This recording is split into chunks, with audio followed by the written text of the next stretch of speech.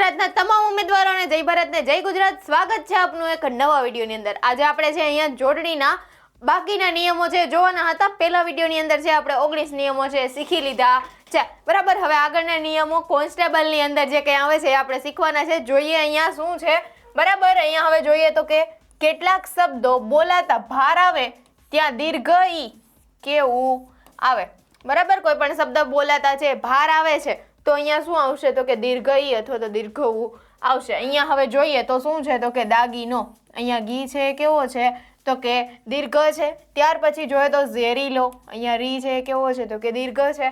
ત્યાર પછી જોઈએ નતીજો, અહીંયા તી છે કેવો છે તો કે દીર્ઘ છે. હવે અહીંયા નવો નિયમ જોઈએ તો શું છે તો કે ઈત કે ઈક પર પ્રત્યય છે કેવો હશે તો કે હસ્વ હશે. અહીંયા ઈક ની અંદર આપણે જોવા જઈએ ને તો ઈકા પણ છે આવી શકે છે.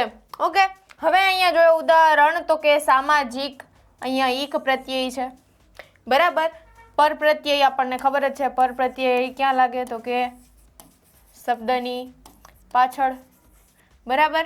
અહીંયા હવે જોઈએ વૈજ્ઞાનિક, અહીંયા પણ શું છે તો કે ઈક છે. ત્યાર પછી રચિત, અહીંયા ઈત છે. ત્યાર પછી જોઈએ તો માર્ગદર્શિકા, અહીંયા ઈકા છે, બરાબર, આવ્યું અહીંયા. ત્યાર પછી પુસ્તિકા, અહીંયા પણ છે શું આવ્યું તો કે ઈકા આવ્યું, બરાબર. આગળ હવે અહીંયા જોઈએ તો ઈષ્ટ પર પ્રત્યય હસ્વ હોય, બરાબર. શબ્દની પાછળ જો ઈષ્ટ લાગે છે તો છે કેવો હશે ભાઈ તો કે હસ્વ હશે. અહીંયા જોઈએ કનિષ્ઠ, અહીંયા ની છે કેવો છે તો કે હસ્વ છે, બરાબર. અહીંયા જોઈએ આગળ હવે નવો નિયમ તો કે શબ્દના પૂર્વ લાગતા પૂર્વ પ્રત્યયો હંમેશા હસ્વ હોય.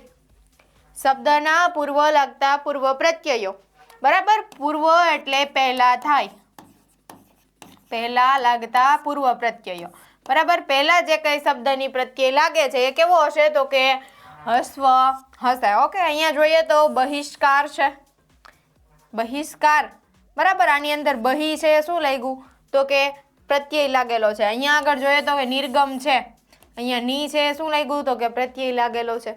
ત્યાર પછી અહીંયા જોઈએ તો કે શબ્દને આવતો ઈશ હંમેશા દીર્ઘ હોય, બરાબર. શબ્દના અંતે છે જો ઈશ પ્રત્યય આવે છે, બરાબર. આ ઈશ પ્રત્યય જો આવે છે તો એ કેવો આવશે તો કે દીર્ઘ આવશે. ઓકે, અહીંયા જોઈએ રજનીશ, અહીંયા ઈશ છે દીર્ઘ છે. ત્યાર પછી જગદીશ, અહીંયા ઈશ છે કેવો છે તો કે દીર્ઘ છે ભાઈ. ઓકે, આગળ જોઈએ નિયમો.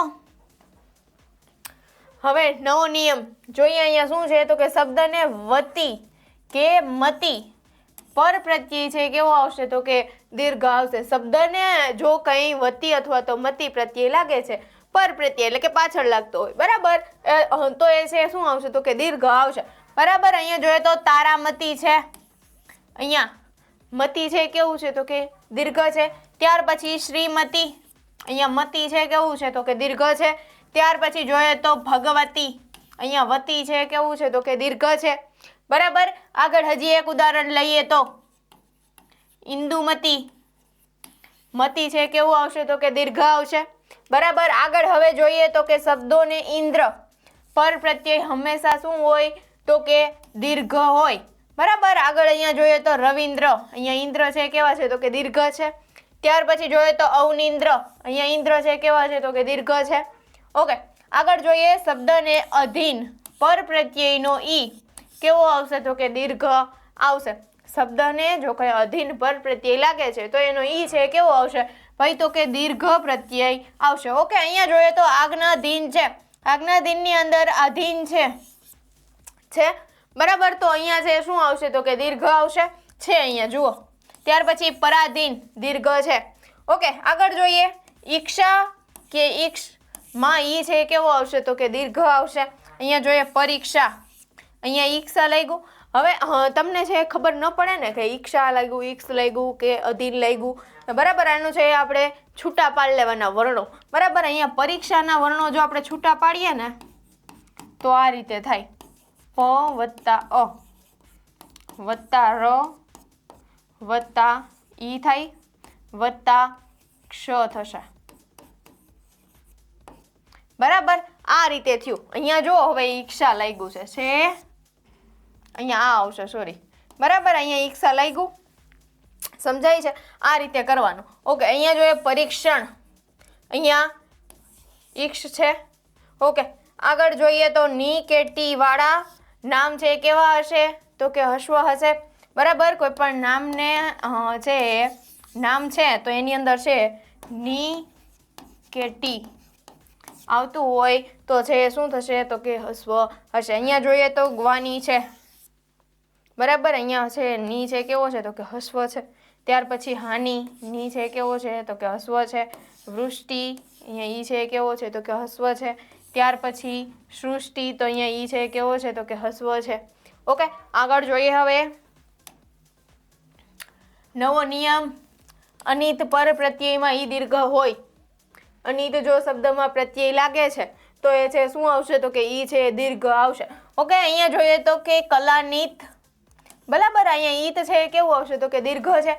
ત્યાર પછી જોઈએ તો કલ્પનાનીત. અહીંયા નીત છે કેવું છે? તો કે દીર્ઘ છે. ત્યાર પછી અહીંયા જોઈએ તો શબ્દોને આવતો ગિરી દીર્ઘ ઈ આવશે. બરાબર, શબ્દોમાં જો ગિરી પ્રત્યય લાગે છે તો ઈ છે કેવું આવશે? તો કે દીર્ઘ આવશે. ઓકે, અહીંયા જોઈએ દાદાગીરી છે. અહીંયા ગિરી પ્રત્યય લાગ્યો, પર પ્રત્યય ગિરી લાગેલો છે. ઓકે, અહીંયા જોઈએ દાદાગીરી. આ દાદાગીરી એ છે કે આપણે ગામમાં કરી આવતા હોય. બરાબર, ત્યારથી થાય કરી લેજે જાય.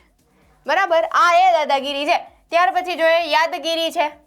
યાદગીરી આ એ છે આપણે અમુક અમુક સારી સારી મુમેન્ટ હોય ને એ સાચવીને રાખેલી હોય. આ એક શું છે? તો કે યાદગીરી છે. ઓકે, આગળ હવે જોઈએ તો કે નીલગીરી અપવાદની અંદર છે. શા માટે છે એ પણ સમજી લ્યો. ગીરી છે કેવો હોવો જોઈએ? તો કે દીર્ઘઈ હોવો જોઈએ. બરાબર, અહીંયા નીલગીરીની અંદર જોવો શું છે? તો કે ગી છે કેવો છે? તો કે હસ્વ છે ભાઈ. ત્યાર પછી હિમગીરીની અંદર તો કે ગી હસ્વ છે. બરાબર, અહીંયા છે એ શું થાય? તો કે બંને છે દીર્ઘ આવવા જોઈએ પણ શું છે અહીંયા? તો કે એક એક હસ્વ છે, એટલા માટે એ અપવાદની અંદર છે. ઓકે, આગળ જોઈએ તો કે કરણ છે, ભવન છે વગેરે જેવા પ્રત્યયો છે લાગે તો ઈ છે શું આવશે? તો કે દીર્ઘ આવશે. ઓકે, અહીંયા જોઈએ એકીકરણ. અહીંયા કી છે શું છે? તો કે દીર્ઘ છે. અહીંયા કરણ પ્રત્યય છે આપણને લાગ્યો છે એટલા માટે કી દીર્ઘ છે. ઓકે, આગળ જોઈએ તો વશીકરણ. અહીંયા પણ કરણ પ્રત્યય લાગ્યો છે એટલા માટે શી છે શું છે? તો કે દીર્ઘ છે. આગળ જોઈએ તો કે કૃત. ભૂત પ્રત્યયમાં દીર્ઘ છે એ કેવો આવશે? તો કે ઈ છે કેવો આવશે? તો કે દીર્ઘ આવશે. બરાબર, અહીંયા જોઈએ દાઢીભૂત. અહીંયા છે કયો પ્રત્યય લાગ્યો ભાઈ? તો કે ભૂત પ્રત્યય છે લાગેલો છે. અહીંયા દાઢી. બરાબર, અહીંયા ઢી છે કેવો છે? તો કે દીર્ઘ છે. ગુણીભૂત. અહીંયા ભૂત પ્રત્યય લાગ્યો. અહીંયા હણી છે કેવો છે? તો કે દીર્ઘ છે. ત્યાર પછી જોઈએ ઈલ કે ઈદ પ્રત્યયમાં ઈ છે કેવો આવશે ભાઈ? તો કે હસ્વ આવશે. આગળ જોઈએ અહીંયા ઈલ અથવા તો ઈદ પ્રત્યય લાગવો જોઈએ. અહીંયા ઈલ પ્રત્યય લાગ્યો છે. બરાબર, તો અહીંયા ઈ છે કેવો છે? તો કે હસ્વ છે. ત્યાર પછી મિત છે. ઈત એટલે કે મિત. બરાબર છે. અહીંયા જોઈએ તો ઉર્મિત. હવે અહીંયા અપવાદો આપેલા છે. નીલ. બરાબર, અહીંયા ઈલ લાગ્યું પણ છે એ શું છે? તો કે દીર્ઘ છે. એટલા માટે ક્યાં આવેલું છે? તો કે અપવાદની અંદર છે. ત્યાર પછી જોઈએ તો ઈત છે લાગ્યું. શીતની અંદર ઈત છે એ લાગેલું છે.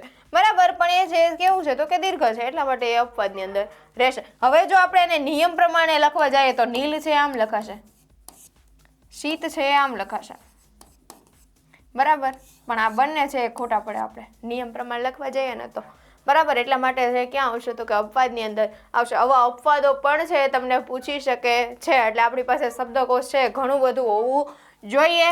બરાબર, આગળ જોઈએ તો કે તા કે વી પર પ્રત્યય હોય તો દીર્ઘ ઈ હસ્વ થાય. બરાબર, પર પ્રત્યય કીધું છે એટલે કે ક્યાં આવશે? તો કે શબ્દની પાછળ. ઓકે, શબ્દની પાછળ હોય તો ઈ છે કેવું આવશે ભાઈ? તો કે હસ્વ આવશે. હવે અહીંયા જોઈએ તો ઉપયોગિતા છે. અહીંયા ઈતા પ્રત્યય લાગ્યો છે. અહીંયા હસ્વ છે. ત્યાર પછી જોઈએ તો સ્વામી વી છે. અહીંયા જોઈએ તો હસ્વ છે. ત્યાર પછી જોઈએ તો ગુજરાતી પ્રત્યય તેના વ્યંજનાંત શબ્દો હલંત હોય છે. અહીંયા જોઈએ તો અર્થાત છે, સાક્ષાત છે, કદાચિત છે. ઓકે, ત્યાર પછી જોઈએ તો શબ્દના અંતેના ઓ પહેલાના ઈ કેવું? દીર્ઘ હોય છે. બરાબર, શબ્દના અંતે ઓ હોય તો એની પહેલાનો ઈ કેવું હોય તો એ છે કેવો આવશે? તો કે દીર્ઘ આવશે. અહીંયા જોઈએ તો ચૂનો. અહીંયા ઓ છે. બરાબર, તો ચૂ છે કેવો છે? તો કે દીર્ઘ છે. ઘોડો. અહીંયા ઓ છે. ડોની અંદર ઓ છે છુપાયેલો. બરાબર, તો અહીંયા ઘૂ છે કેવો છે? તો કે દીર્ઘ છે. ઓકે, હવે આગળ છે આપણે એવા શબ્દો છે જોવાના છે કે જે બે રીતે છે અહીંયા લખાતા હોય. અહીંયા જોઈએ તો એક કરતાં વધારે રીતે લખાતા શબ્દો, બરાબર. આપણે કોઈ એક જ રીતે છે કોઈ પણ એક શબ્દ છે લખી ન શકતા હોય. અમુક એવા પણ શબ્દો છે અહીંયા એની આપણે લિસ્ટ છે લીધું છે, બરાબર. જોઈ લ્યો, અહીંયા ક્યાંક પૂછાઈ જશે તો છે કામ લાગશે.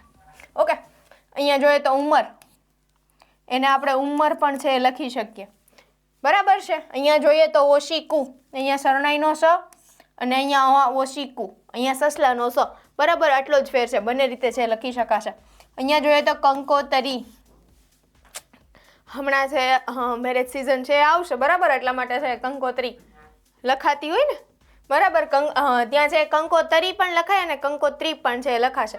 ઓકે, અહીંયા તરી છે અને અહીંયા ત્રી છે.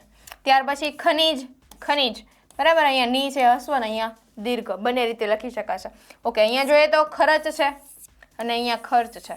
અહીંયા ર છે એ પોતાની રીતે આવેલો છે અને અહીંયા જોઈએ તો રેફ તરીકે આવેલો છે, બરાબર. બંને રીતે ફેર છે થોડોક. અહીંયા જોઈએ તો ગુજરાત, અહીંયા હસ્વ છે ગુ. ત્યાર પછી અહીંયા જોઈએ તો ગુજરાતની અંદર દીર્ઘ ગુ આપેલો છે. ત્યાર પછી જોઈએ તો જગા અને જગ્યા. જગા છે ને આપણે ઘણી વખત છે બોલતા હોય, આખો કસ તો જગા દે ને, બરાબર છે. આ છે એ જગા છે અને આ પણ જગ્યા છે, બરાબર. જગ્યા છે ફેશનેબલ ભાષાની અંદર બોલે. ઓકે, આગળ જોઈએ તો દુઆ અને દુઆ, બરાબર. આપણે જે ભગવાન પાસે માગવા માટે જઈએ છીએ. ઓકે, આગળ જોઈએ નિકાસ. અહીંયા સ છે એ કયો છે તો કે શરણાઈનો છે. ઓકે, અહીંયા જોઈએ તો સસલાનો સ છે નિકાસની અંદર, બંને રીતે લખી શકાશે. ત્યાર પછી જોઈએ તો અહીંયા પેનસીલ છે. ઓકે, અને અહીંયા શું છે તો કે પેન્સિલ છે. ત્યાર પછી પ્રમાણિક અને પ્રામાણિક, બંનેનો અર્થ એક જ થાય પણ લખાય બે રીતે. હવે અહીંયા જોઈએ તો બીના અને બીના, આ બંનેનો પણ અર્થ એક જ થાય, લખાય બે રીતે, બરાબર. આગળ જોઈએ તો બરાબર અને બરોબર, બંનેના અર્થ એક જ, લખાય અલગ અલગ રીતે. ત્યાર પછી અહીંયા જોઈએ તો બટાકા અને બટાટા, બધા ઘણા છે એ બટાકાય કહેતા હોય ને ઘણા બટાટાય કહેતા હોય, બરાબર છે. આગળ જોઈએ હવે રાષ્ટ્રીય. અહીંયા ટ્રી છે કેવો છે તો કે દીર્ઘ છે, અહીંયા તો કે હસ્વ છે. ત્યાર પછી લિપિની અંદર અહીંયા પી દીર્ઘ રસ્વ છે અને અહીંયા જોઈએ તો પી દીર્ઘ આપેલો છે. ત્યાર પછી જોઈએ તો લીમડી, અને એને શું કહેવાય તો કે લીમડી પણ કહેવાય. ઓકે, આગળ જોઈએ તો કે વસ્તી અને વસ્તી, અહીંયા તી દીર્ઘ અને અહીંયા હસ્વ. ત્યાર પછી વિગત, બરાબર. અહીંયા વી છે એ કેવો છે તો કે હસ્વ છે અને અહીંયા વી છે કેવો છે તો કે દીર્ઘ છે. ત્યાર પછી વિશે, અહીંયા શરણાઈનો સ છે અને અહીંયા વિશેની અંદર ષટકોણનો સ છે. ત્યાર પછી જોઈએ તો સુતાર, બરાબર. અહીંયા સુતાર છે અને અહીંયા સુથાર છે, બરાબર. કહેવાય તો છે સુથાર જ પણ છે અહીંયા આપણે બે રીતે છે આપણે ઉપયોગમાં લેતા હોય. આ બધા શબ્દો છે આપણે રોજિંદી ભાષાની અંદર છે બે રીતે છે આપણે ઉપયોગમાં લેતા હોઈએ. આ છે એ. ઓકે, તો અહીંયા છે આપણે જોડણીના નિયમો છે એ પૂરા થાય છે, બરાબર. મળીએ છીએ નેક્સ્ટ લેક્ચરની અંદર. Thank you.